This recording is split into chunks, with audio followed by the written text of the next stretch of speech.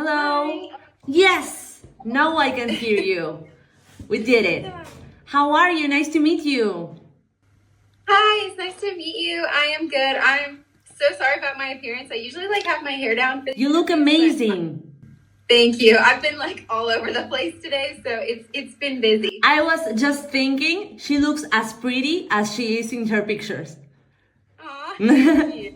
You're welcome. Well, first of all, thank you for accepting this interview because I know it's hard. I know what you live and the judgment you receive. It's not really nice.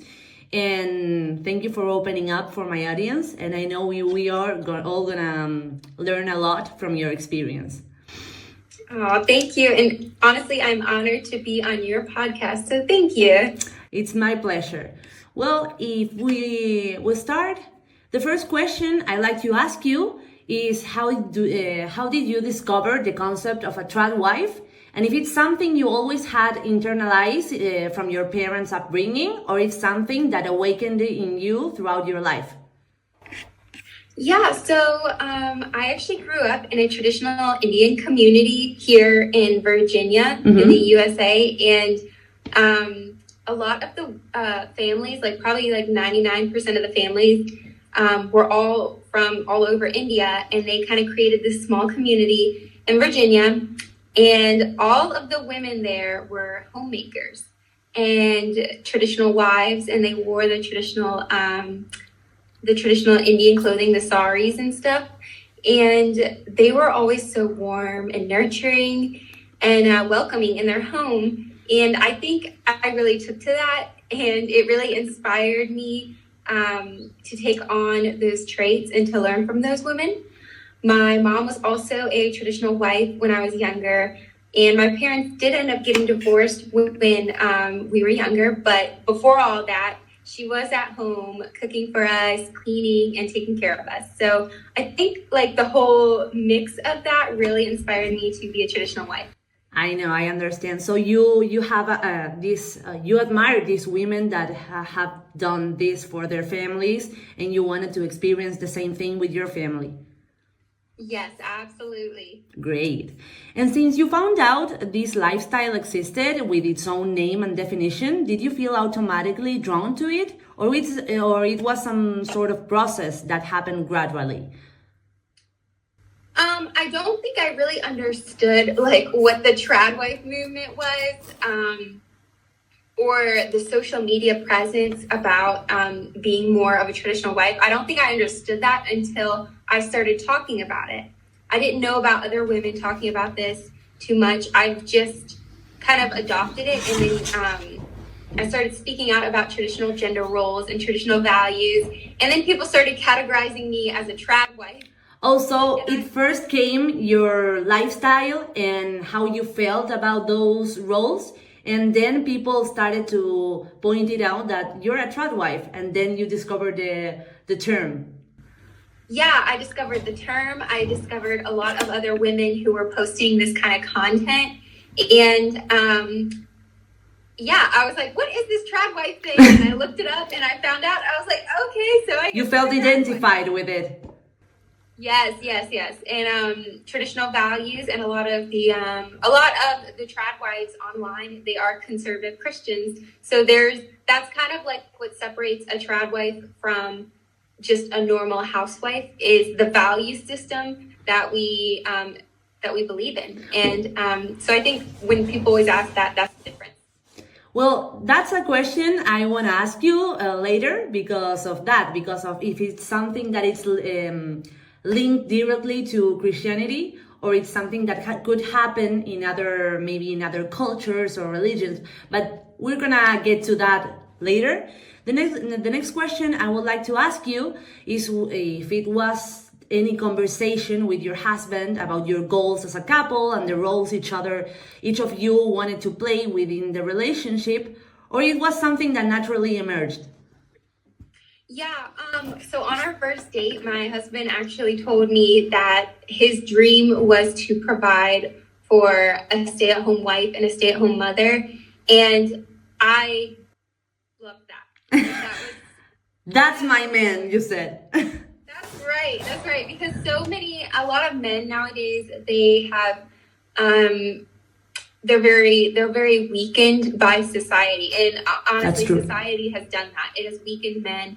And so to hear that from a man in my generation, that he wants to provide for a stay-at-home wife, it definitely, it drew me to him. I was very attracted to him because of that, because that he's talking about the future that he wants to have with me, and the value system is the same. So I think we talked about this way before we got married, and we started moving into this direction right before we got married, actually.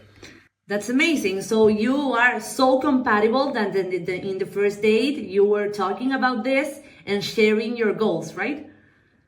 Yes. That's great. I love it. Well, the next question I wanted to ask you is that how did your environment assimilate the lifestyle you choose to pursue, specifically your family and friends, for instance? Did you feel there was criticism or judgment from them, or did you feel supported in your decision? I would say that it was kind of like in the middle. So I always said that I wanted to be a homemaker, because I don't think the term trad wife was really a thing, even though traditional wife was. It just wasn't the term used. It was homemaker or housewife. And I always told my mom I wanted to be a homemaker. And she said that that is a great high, and that is very high calling for a woman. But she always pressured me to go to college first, to pick a degree, get a degree, or pick a major, get a degree, start a career, and then have a family, and then become a stay-at-home wife. And I told my mom that that is a lot of nonsense that I really don't care about. As much as I think a lot of women want a degree, and I think that's amazing, but it wasn't the path for me. Exactly. And I didn't want to finish college. However, I felt pressured to finish college, and I actually found my husband around my second year of college. And to be honest, right when I met him, I dropped out of college. I didn't feel the need to once I met the one. And my parents, they didn't support that decision of dropping out of college. They were very happy for me that I met Connor, my husband. But there's a pressure, I think, that women need a degree. Like, you don't need a degree. Unless you want it, you don't need it. And so it took a while for people to come around and support me until after we got married. Then I think people really started to support us, and they realized that we're going on our own path. We're not doing things just because we're told to do them. We're doing things because they make us happy. Totally. It's all the whole backup idea, right? In your family and in your environment, and all the what ifs.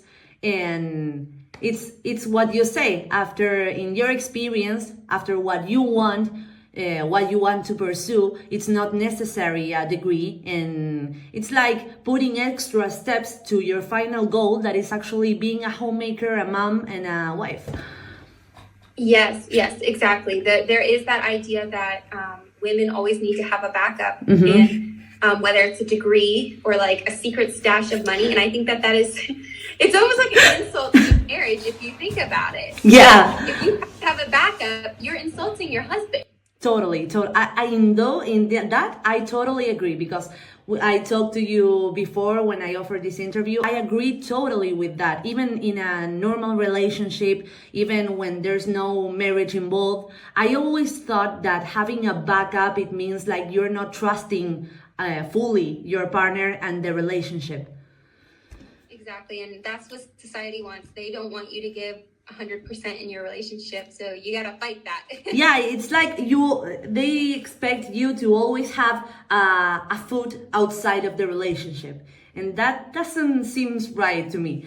Talking about backup, I see that you are often asked what would happen if, God forbid, your husband were to pass away unexpectedly, become incapacitated, or cheat on you. And I know you have a clear answer for this, but the thing I want to ask you is how these comments make you feel, and how you face the possibility that something like that could happen.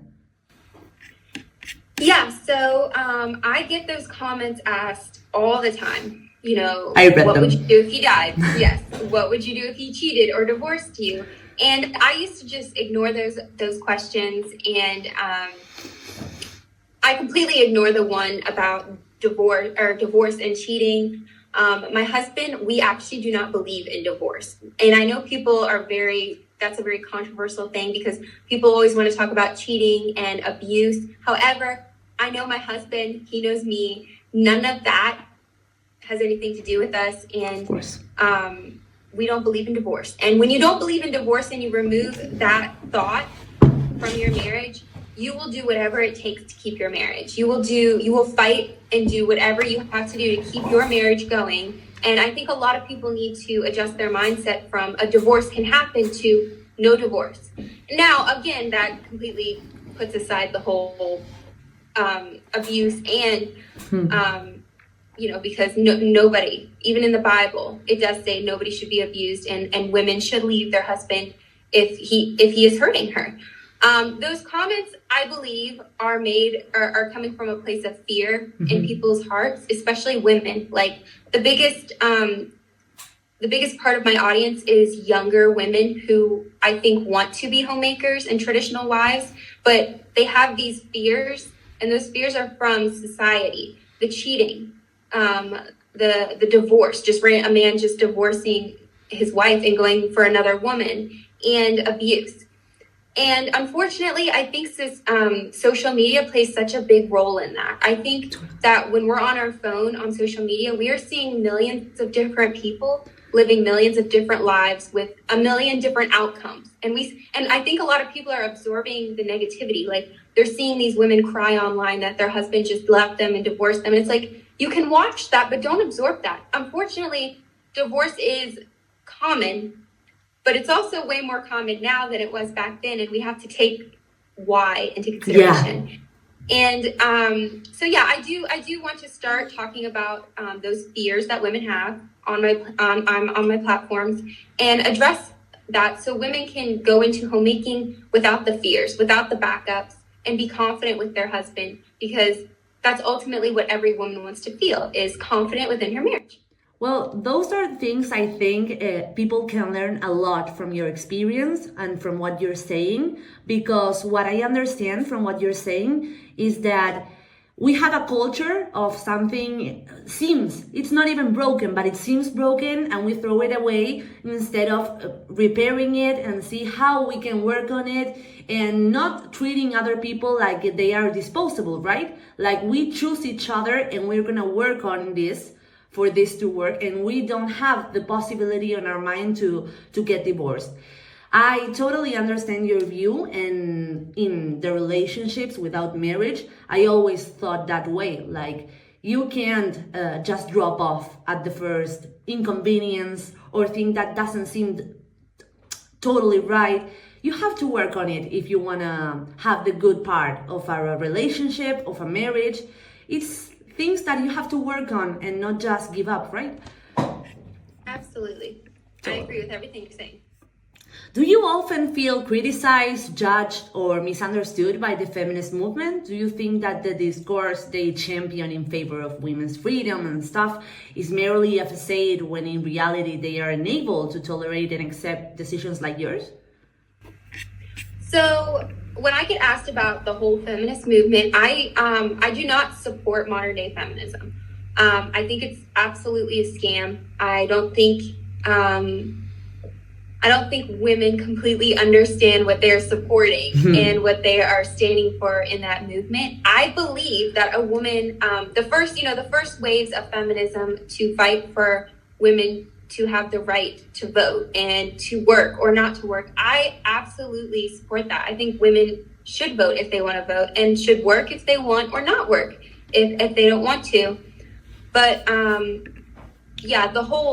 choice thing, it does often get played up a little differently, because a lot of women think that because I chose this, I'm throwing away my right that was fought for to go and have a career, and not every woman wants a career, and that's okay. However, I also don't support the my body, my choice thing in the feminist movement. I believe that the my body, my choice, it's a selfish way of living. So like these women are fighting for abortion rights. And it's my body, my choice, but forget about the baby growing in my belly. Yeah. I'm so against that. And that is a big part of modern day feminism. And interestingly enough, a lot of modern day feminists also support the trans movement, which I'm very against as well, for many different reasons.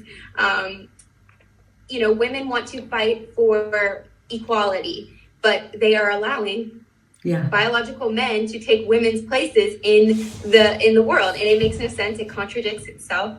I'm very against the feminist movement and anti-feminist, which I know you are too. Yeah, totally. That's what it led me to you.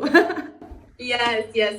I love your stuff, by the way. Thank you. I know you cherish Christian values. We talked about that before. But do you think one can make the decision to be a traditional wife without adhering to a religion that may foster similar values?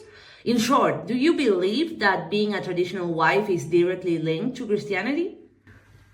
I believe traditional wives come from all over the world. Like, the term traditional wife is a woman who's staying home and taking care of her family. And that has been practiced since the dawn of time. And many different religions all around the world practice that. However, the trad wife community online is a little bit different. The women promoting this online are usually traditionally minded conservative Christians. That's where it separates, because trad wife, I think, is a social media term. I don't know. I know that kind of gets confusing, but I hope that... No. I totally understand. And even, I don't know if it's not in the list of questions that I sent you, but with what you just told me, I have, if you want to, an extra question. If you surround yourself in groups and platforms where you connect with other trad wives, that you may have some other trad wives friends and stuff? Are you asking me if I communicate with yes. I do communicate with quite a few other platforms, and we all, for the most part, share the same beliefs. And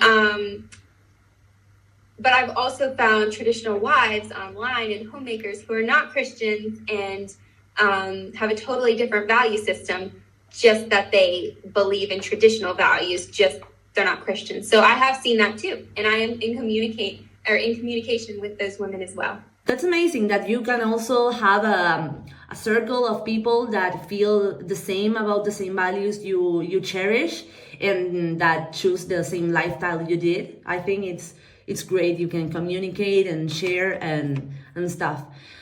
Well, just finishing, we have 3 questions left. One of those are, what would you say to a woman who feels drawn to embracing a role like yours, but carries fears instigated by society?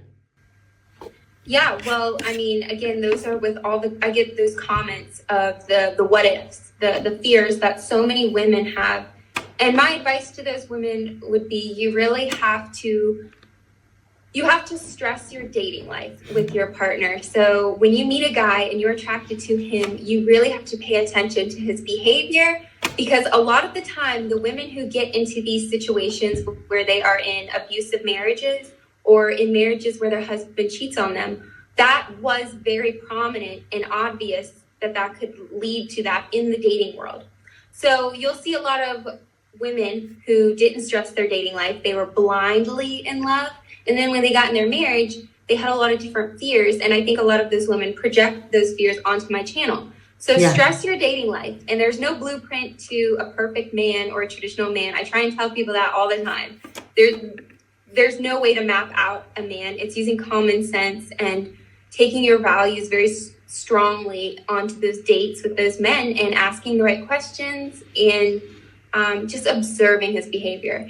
But don't put those fears in your head.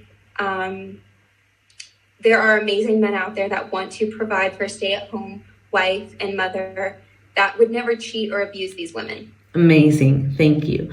And for me, the answer is crystal clear, but it's worth to emphasize this because of the narrative of feminism that seemingly seeks to defend women's freedom, but only when they choose what feminist deems right.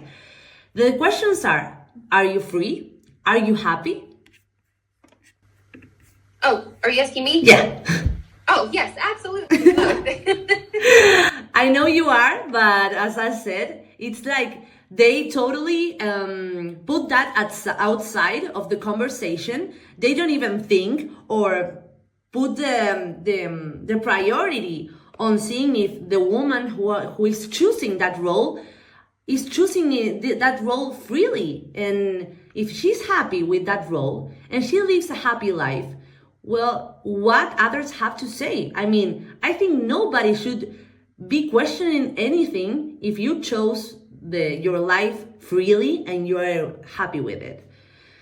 Exactly. And that's where I think modern feminism kind of contradicts itself, Yeah. you know, like Totally. the choice. So yes, I agree. Great. And last, what would you say to a woman who rejects your lifestyle and believes it represents a detrimental attitude towards women? Well, they're completely wrong. And I think they have the wrong mindset towards freedom of choice. Because if you're choosing this, like you said, and we're happy, there's nothing wrong with it. I do believe if a woman wants a career, or not all, I do believe that not all women are called to motherhood and wifehood, and that is okay. But, you know, I would never, like, if a woman didn't want to be a homemaker, I would never shun that woman. Like, that's her choice. Of course. If she wants a career and to be a mom and all that, like, so be it. Like, if she's happy. But I would say that it's not detrimental at all. And it's a very fulfilling lifestyle to take care of your home and your family and to make that your life, to forget the career and to make your home and your family your only priority. I think that it's a very beautiful, fulfilling life. And you can pick up so many different hobbies along the way as well. So it's very happy. So of course, it would be wrong. Yeah, a lot of people have this mindset, this weird mindset where they think like being a homemaker is something like, I don't know, slavery. And no, you choose your times, what to do, how you take care of your home. And you, as you said, you have your hobbies, you have your free time that you enjoy. I mean, with your family, with your friends, whatever. And I think that everyone that has that takes a decision freely and is happy with the outcome of that decision, always gonna recommend their lifestyle because it made me happy. So why I wouldn't not recommend it to you?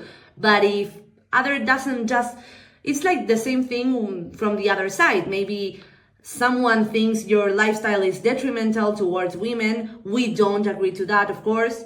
And at the same time, I mean, you can totally think that other people's lifestyle is detrimental or would not make you happy. But if it makes happy to somebody else, that we shouldn't talk about that too much. And lastly, is there any message you would like to leave with the audience?